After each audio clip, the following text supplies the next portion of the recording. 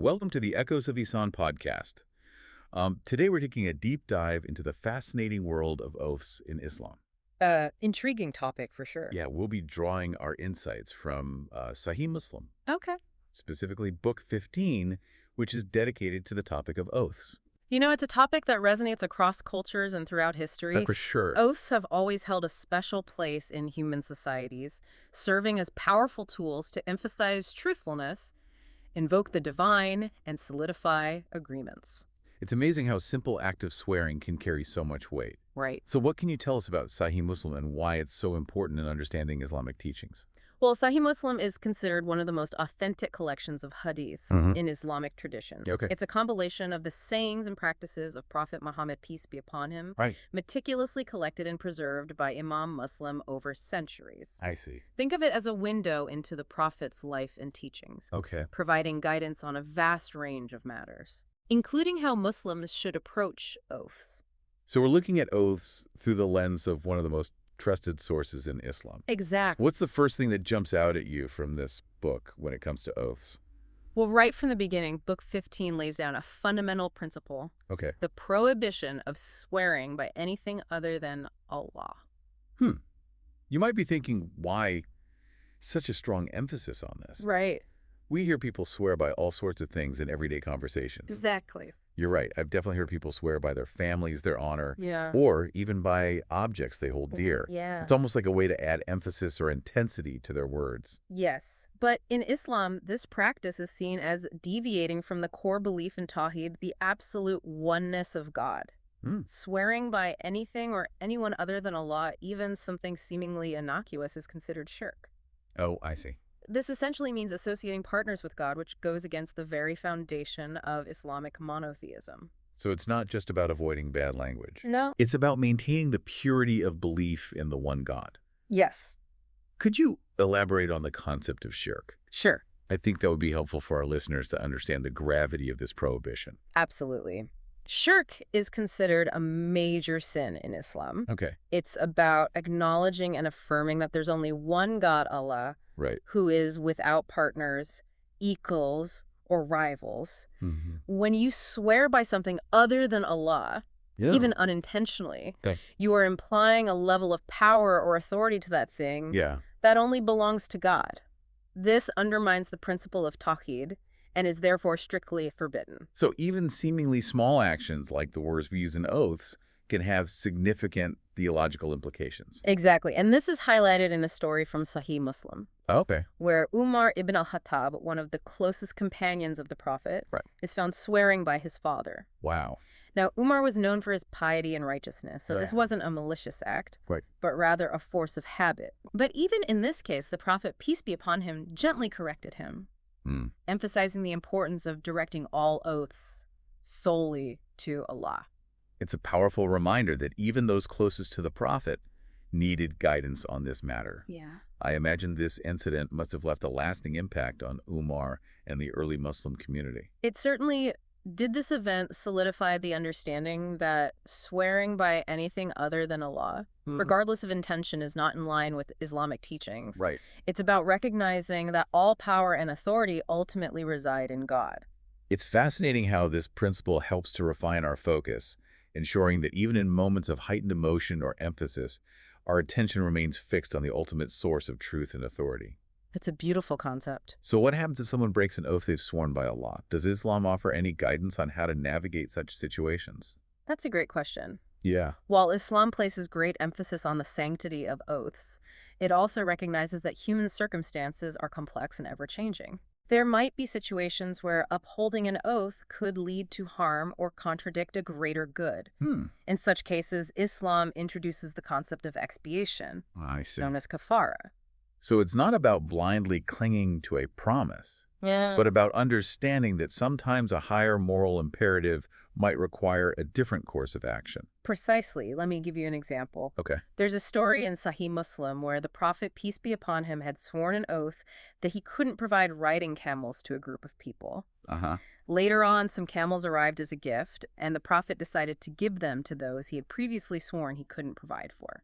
That seems like a very compassionate and practical approach. It is. But wouldn't breaking an oath, even for a good reason, still carry some weight? It does, and that's where the concept of kafara comes in. Right. Kafara essentially means atonement or making amends for breaking an oath. Yeah. It's not meant to encourage the breaking of oaths, but rather to provide a way to rectify the situation if it becomes unavoidable for a valid reason. What does this expiation entail? What are the specific actions involved in kafara? The specific actions for kafara can vary, Okay. depending on the nature of the oath and the circumstances surrounding its breaking. Right. Generally, it might involve acts like fasting for a specific period, feeding the poor, or clothing the needy. I see. It's about performing an act of good that outweighs the potential harm caused by breaking the oath. It's like acknowledging the seriousness of the oath while also offering a path to reconciliation and restoring balance. Yes. What I find striking is the flexibility and compassion embedded in these Islamic teachings. It's a core principle. There's a recognition that human beings are fallible and unforeseen circumstances can arise. You're absolutely right. The well-being of people and the pursuit of righteousness are always prioritized. This approach reflects a deep understanding of human nature and the complexities of life.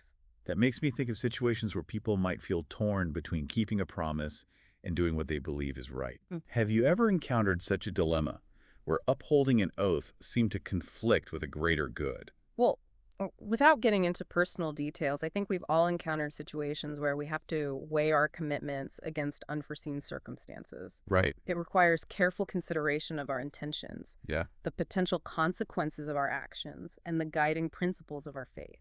This leads us beautifully into another intriguing aspect highlighted in Sahih Muslim, Right. the crucial role of intention, or niyyah, in Islam. It seems that our inner disposition is just as important as our outward actions. Perhaps it's not merely about uttering the words of an oath, Yeah. but about the sincerity and truthfulness behind those words. Okay. There's a beautiful hadith in Sahih Muslim where the Prophet, peace be upon him, said, "An oath is to be interpreted according to the intention of the one who takes it." It really emphasizes that the true weight of an oath lies in the heart of the person taking it. Yeah. Their intention shapes the meaning and significance of the oath itself. It's not just about the external act of swearing, but the internal state that drives it. That's a profound concept. It is. It suggests that even in something as formal as an oath, Islam prioritizes genuineness and alignment between our words and our hearts. Exactly. This makes me wonder, are there instances where the intention behind an oath might actually change its interpretation or validity? Absolutely. Okay. Imagine someone being forced to take an oath under duress. Okay, yeah. While their words might express a certain commitment, their true intention might be entirely different. Right. In such a scenario, Islamic jurisprudence recognizes that the forced oath wouldn't carry the same weight as one taken freely and sincerely. So even in the realm of oaths, Islamic teachings urge us to look beyond the surface and delve into the deeper intentions and contexts. It's about understanding the nuances of human behavior and applying principles of justice and fairness. Precisely. It encourages us to be mindful of our words and actions, ensuring they align with our inner truths and ethical principles. This brings to mind another fascinating story from Sahih Muslim, Okay. one that highlights the importance of not just intention, but also acknowledging a power greater than ourselves. Right. Have you ever heard the story of Prophet Solomon and his grand plan? You're talking about the story where Prophet Solomon intended to have many children to fight in the cause of God. Well, Here. exactly. Yeah, it's such a powerful example of how even the best of intentions can fall short without acknowledging God's will. Prophet Solomon, renowned for his wisdom and dominion, envisioned a mighty army of righteous descendants. But what's remarkable is that he overlooked a crucial element in his plan, Right. acknowledging God's will by saying, "Inshallah," meaning, if God wills. And because he omitted those simple yet profound words, his plan didn't unfold as he'd envisioned. Right. It's a humbling reminder, isn't it? It is. How often do we forge ahead with our plans, forgetting that ultimately the outcome rests with a higher power? More often than we realize, I'd say. We can get caught up in our desires and aspirations, placing unwavering faith in our own agency. Right. But the story of Prophet Solomon teaches us that true success lies in surrendering to a higher plan. So saying inshallah isn't just a cultural custom. No. It's a profound act of humility and recognition of our dependence on God. And exactly. It shifts our perspective from a purely individualistic viewpoint to one that acknowledges the limits of our control. Beautifully put. It's about weaving faith and humility into the fabric of our daily lives. Yeah. recognizing that even the most meticulous plans are subject to a will beyond our own. As we delve deeper into Sahih Muslim, I'm noticing that it touches upon a range of social issues, Yeah. including a topic that's particularly sensitive and complex, Okay. slavery. Right. It's quite striking to see this addressed in a text from centuries ago. It's important to approach this topic with sensitivity and historical awareness. While slavery is unequivocally condemned in modern society, it's crucial to understand how Islam addressed this deeply ingrained institution within the context of its time. That's a great point. Yeah. We can't impose our modern values on the past, Right. but we can examine how Islam sought to navigate the complexities of its era. Exactly. So what does Sahih Muslim tell us about the Islamic perspective on slavery? Sahih Muslim provides valuable insights into how Islam, during its nascent stages, aimed to mitigate the harms of an existing social system. Okay. While it's important to acknowledge that slavery is morally reprehensible and has caused immeasurable suffering, Of course. it's equally important to understand that Islam's ultimate goal was to dismantle the system, not condone it. So it was about working within the limitations of the time to bring about gradual but meaningful change. Yes. What were some of the specific teachings or practices that aimed to improve the lives of slaves? One of the most striking examples comes from a hadith where Abu Dhar al-Ghifari, a close companion of the Prophet, is seen wearing similar clothes to his slave. Wow. This simple act speaks volumes about the Prophet's teachings on treating slaves with kindness and respect despite the prevailing social hierarchies. This visual really challenges the dehumanizing aspect of slavery. It does. It emphasizes the shared humanity of both the master and the enslaved person. Exactly. Can you tell us more about Abu Dhar al-Ghifari? Sure. His choice to dress similarly to his slave suggests a deep commitment to equality. Absolutely. Abu Dhar was known for his strong sense of social justice and his unwavering commitment to the Prophet's teachings. Okay. He was deeply critical of social inequalities and actively spoke out against the mistreatment of the vulnerable. His actions were a testament to his belief in the inherent dignity of all human beings. It's inspiring to see such an early example of someone actively challenging social norms and living by the principles of equality. It is. What other teachings did the Prophet emphasize when it came to the treatment of slaves? The Prophet, peace be upon him, explicitly instructed Muslims to provide their slaves with adequate food, clothing, and shelter. Okay. He emphasized that slaves were not to be burdened beyond their capacity, Right. and that their well-being should be taken into consideration. These instructions seem to go beyond the basic necessities of survival. They do. It suggests a level of care and concern that challenges the perception of slaves as mere property. Exactly. It's about recognizing the humanity of the enslaved person, acknowledging their needs, and ensuring their well-being. Right. The Prophet's teachings aim to instill a sense of responsibility in slave owners, urging them to treat their slaves with compassion and fairness. Were there any teachings that specifically address the issue of freeing slaves or what is known as emancipation? Absolutely. Islam's approach to slavery was multifaceted. Okay. While it sought to improve the conditions of slaves within the existing system, Right. it also laid the groundwork for the eventual abolition of slavery. I see. The concept of emancipation, the freeing of slaves, is deeply embedded in Islamic teachings. That's really interesting. It is. So it wasn't about simply accepting slavery as a social norm, but rather about transforming the system from within and ultimately working towards its eradication. Precisely. Could you elaborate on how emancipation was viewed and practiced in early Islam? Emancipation was considered a highly virtuous act, a means of attaining God's pleasure and expiating for sins. Sahih Muslim outlines various scenarios and guidelines related to emancipation, Okay. emphasizing its importance as a pathway to social justice. It seems that the act of freeing a slave was not just a legal transaction, No. but a spiritual act with profound implications. Yes. What were some of the specific avenues for emancipation outlined in Sahih Muslim? One avenue was freeing a slave as a form of expiation for certain transgressions. Okay. For instance, if someone broke a serious oath, Right. one of the options for atonement was to free a slave. I see. It's as though the act of liberating another human being served as a counterbalance to the violation of a sacred vow. It's like recognizing the immense value of freedom and using it to restore a spiritual imbalance caused by wrongdoing. Yes. It suggests that emancipation was seen as a powerful act of redemption, It was. both for the one freeing the slave and for the society as a whole. Precisely.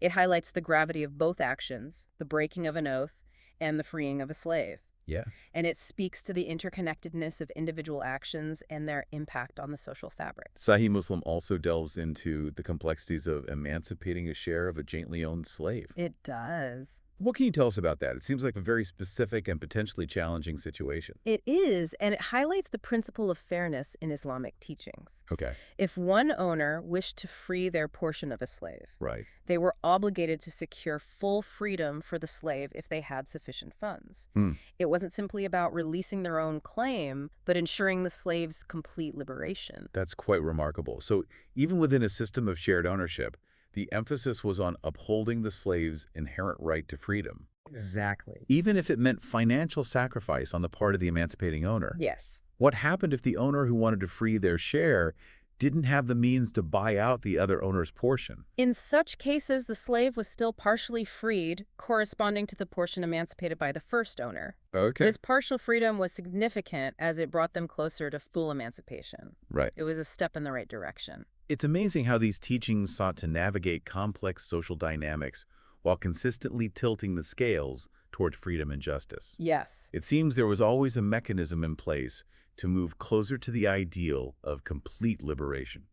You're right. And to further that goal, there was also the provision for freeing slaves in one's will. Okay. It speaks to the Islamic emphasis on leaving a legacy of good deeds that extend beyond one's lifetime.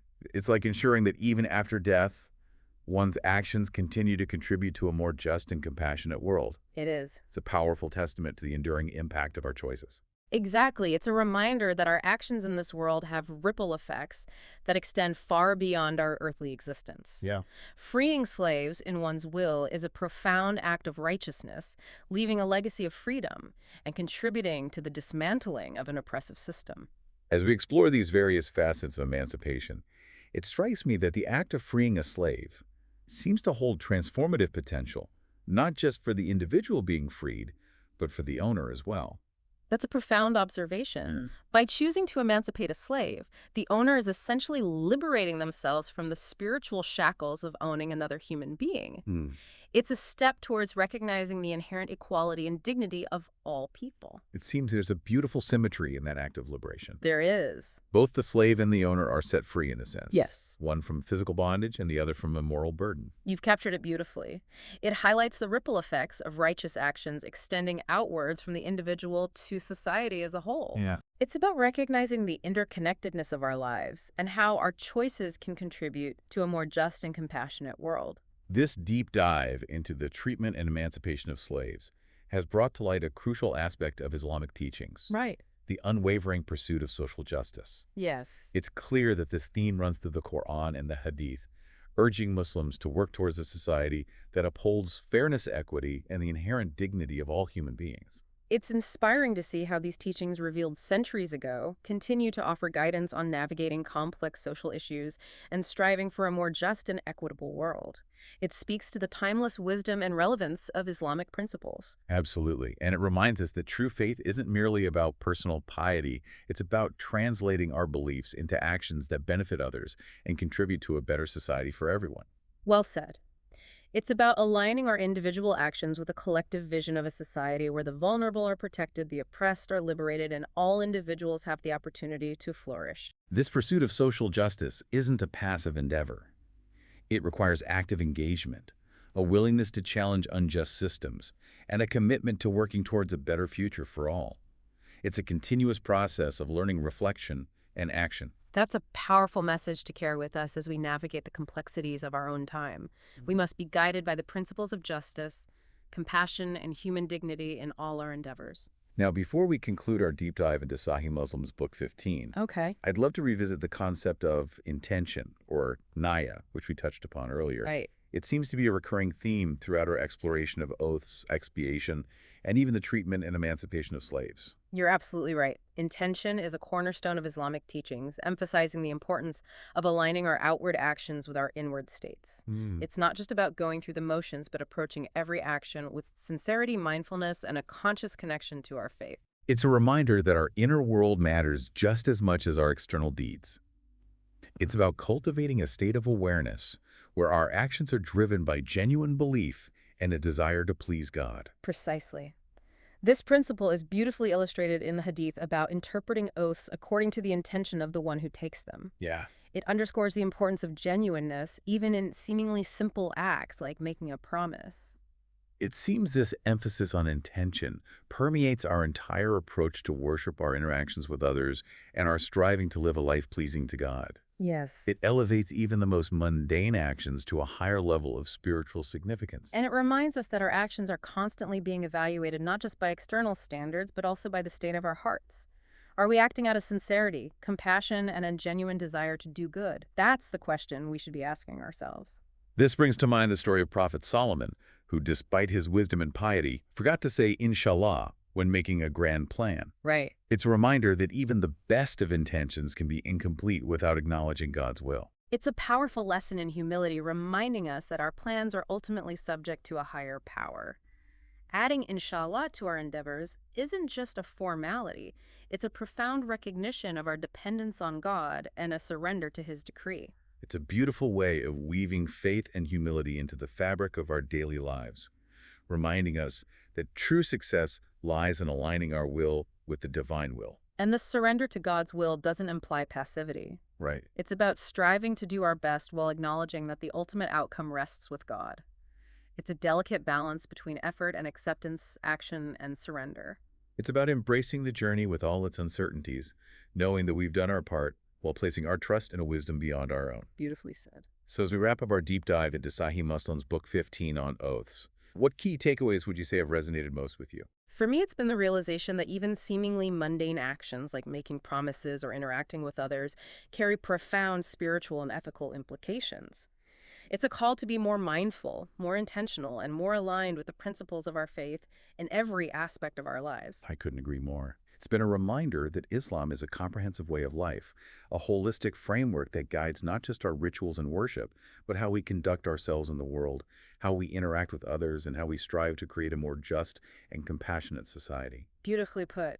It's about embodying the values of justice, compassion, and righteousness in all our dealings, from the most private to the most public. It's about constantly seeking to refine our intentions and align our actions with the divine will. Well, I feel like we've only just scratched the surface of this incredibly rich topic. There's so much more to explore within Sahih Muslim, and I'm eager to continue this journey of discovery.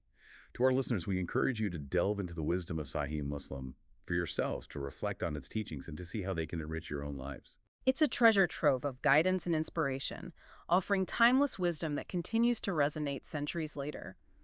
As we navigate the complexities of our modern lives, may we always strive to embody the principles of sincerity, humility, and ethical conduct that we've explored today. Thank you for joining us on this deep dive into Sahih Muslim.